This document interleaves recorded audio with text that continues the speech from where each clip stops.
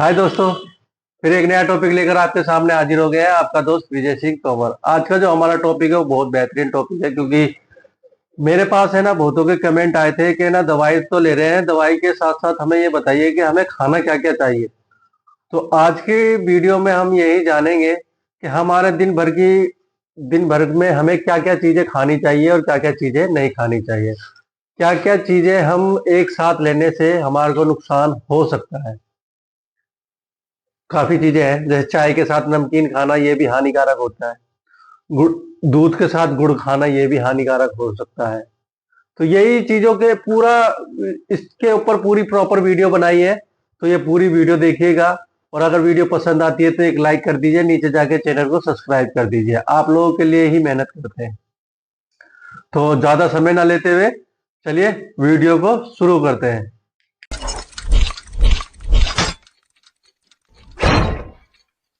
अगर आप भी चाय के साथ खाते हैं नमकीन तो हो जाइए सावधान, दूध के साथ गुड़ का सेवन भी कर दीजिए बंद। ये वीडियो देखने के बाद सुबह दौड़ लगाना भी भूल जाएंगे। आज से बदल जाएगी आपकी पूरी लाइफस्टाइल। अपने खाने को ही बना लीजिए दवाई, नहीं जाना पड़ेगा कभी अस्पताल। क्या है खाना खाने का सही तरीका, भोजन किस तरह बनाना चाहिए, पुराने से पुरानी बीपी और शुगर से भी मिल जाएगा छुटकारा। लेकिन कैसे? आज के समय में हर व्यक्ति किसी न किसी बीमारी से जूझ रहा है। पेट दर्द, कमर दर्द, कब्ज और सिर दर्द जैसी बीमारियां तो बहुत आम हो गई है। ऐसा हमारे खान पान और खराब लाइफस्टाइल के कारण हो रहा है। हमारे भारत में कई महान ऋषि मुनि और आचार्य हुए हैं जिन्होंने कई शास्त्र लिखे हैं। ऋषि वाग्भट ने आयुर्वेद चिकित्सा के बारे में दुनिया को बताया था। उन्होंने लोगों को खाने का सही तरीका बताया था। करीब 2 दशक पहले राजीव दीक्षित जी ने उनके सिद्धांत का काफी प्रचार प्रसार भी किया था। आज हम आपको कुछ ऐसी जानकारी देने वाले हैं जिन्हें यदि आपने अपना लिया तो जीवन में कभी डॉक्टर के पास नहीं जाना पड़ेगा। यदि किसी को बीपी की बीमारी है तो वो बस नहाने के बाद 1 गिलास पानी पीना शुरू कर दे। हाई ब्लड प्रेशर की समस्या कुछ ही दिनों में समाप्त हो जाएगी। और यदि किसी को बीपी तो रहता है तो उसे बहुत सुबह उठकर खाली पेट खीरा खाना चाहिए, उसका बीपी हमेशा नॉर्मल रहेगा।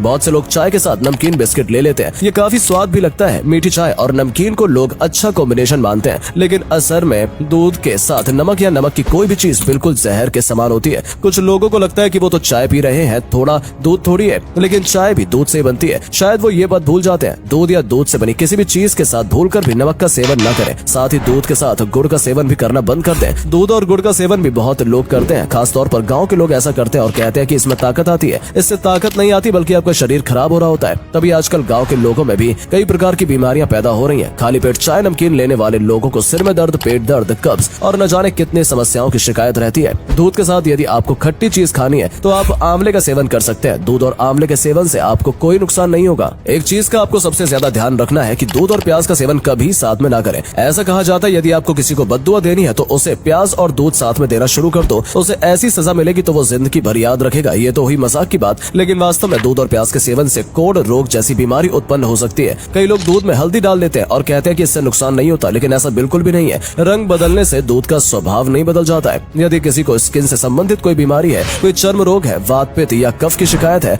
मुंह पर कील मुहासे, फोड़े फुंसी या फिर एक्ने आते हैं या पिंपल्स आते हैं, तो उसका एक रामबाण इलाज है। आपको किसी डॉक्टर के पास नहीं जाना। रोजाना शीशम के 8 से 10 पत्ते खाने हैं। सिर्फ 90 दिन तक ऐसा कर लिया तो जीवन में कभी स्किन डिसीज नहीं होगी। अब आपको वाग्भट जी के वो 5 नियम बता देते हैं जिन्हें अपनाने से आप एक निरोगी जीवन यानी हेल्दी लाइफ एंजॉय कर सकते हैं। आपके भोजन को हमेशा सूर्य का प्रकाश और पवन का स्पर्श मिलना चाहिए। खाना बनाते समय उसमें सूर्य की किरणें पड़ जाएं और थोड़ी सी उसमें हवा मिल जाए तो आपका भोजन स्वास्थ्यकारी हो जाता है। हवा के स्पर्श से हमारा मतलब है कि माइक्रोवेव या रेफ्रिजरेटर में रखा हुआ खाना बिल्कुल न खाएं। ऐसा खाना जहर के समान है। वाग्भट जी का दूसरा नियम कहता है कि खाना बनने के बाद उसे 48 मिनट के अंदर खा लेना चाहिए। खाने को अधिक समय तक रखना नहीं चाहिए। बहुत से लोग सुबह का खाना शाम तक खाते हैं या शाम का खाना अगले दिन खाते हैं। ऐसा बिल्कुल भी ना करें। कम बनाए, बार बार बना लें, लेकिन भोजन को स्टोर करके ना रखें। तीसरा नियम कहता है कि गेहूं के आटे को 15 दिन से ज्यादा समय तक ना रखें। 15 दिन में आपका आटा खत्म कर लें या उसे बदल लें। इतना ही आटा लीजिए जो कि 10 से 15 दिन में खत्म हो जाए। हमेशा ताजा चक्की से पिसा हुआ आटा इस्तेमाल करें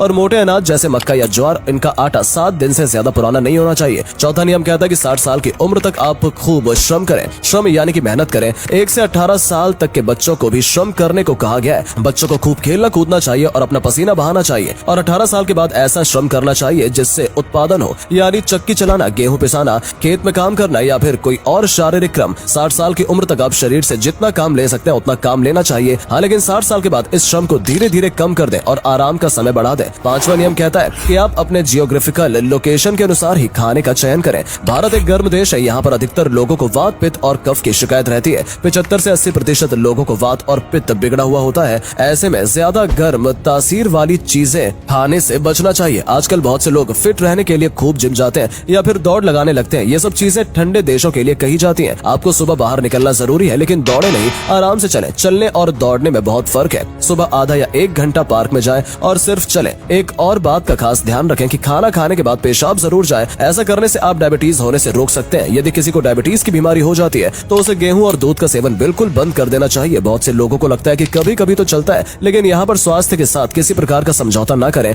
बंद मतलब बंद। हल्के वाले दूध का या चाय का सेवन भी वर्जित है। खाना खाते समय टीवी न देखें, मोबाइल फोन का प्रयोग न करें, गाने न सुने और बातें न करें। आपका पूरा ध्यान सिर्फ अपने भोजन पर होना चाहिए। खाना खाते समय अधिकतर लोग एक बड़ी गलती कर देते हैं। वो पहले दाल और रोटी खाते हैं और बाद में चावल खाते हैं। ये बिल्कुल गलत तरीका है। सबसे पहले आपको दाल और चावल खाने चाहिए और बाद में रोटी खानी चाहिए। चावल को हजम होने में कम समय लगता है और रोटी को ज्यादा। ऐसे में यदि आप चावल बाद में खाते हैं तो ऊपर की चीज डाइजेस्ट हो जाएगी और नीचे की चीज नहीं। इससे पेट में असंतुलन पैदा होगा। शादी ब्याह में आने के बाद अक्सर लोगों का पेट खराब हो जाता है, उन्हें कब्ज होने लगती है। ऐसे गलत तरीके से खाने के कारण ही होता है। शादी में कभी मीठा खाते हैं, कभी चाट पपड़ी खाने लगते हैं, फिर सलाद खाते हैं और फिर खाना। बीच में कोल्ड ड्रिंक्स और मॉकटेल भी चलती रहती है। लास्ट में फिर एक बार मीठा खाते हैं। उल्टे सीधे तरीके से चीजें खाने से ही पेट खराब होता है और शरीर में 90% बीमारी पेट से ही उत्पन्न होती है। सबसे पहले सलाद खाना चाहिए, उसके बाद खाना और अंत में मीठा। जो चीज जल्दी डाइजेस्ट होती है उसे सबसे पहले खाएं। सुबह उठने के बाद बगैर कुल्ला किए 2 से 3 ग्लास पानी पिएं। आपका पेट हमेशा साफ रहेगा। आप कुछ दिन तक इस नियम को फॉलो कर लें, यकीनन आपको इससे लाभ मिलेगा। कभी भी आटे को गूंद कर ना रखें।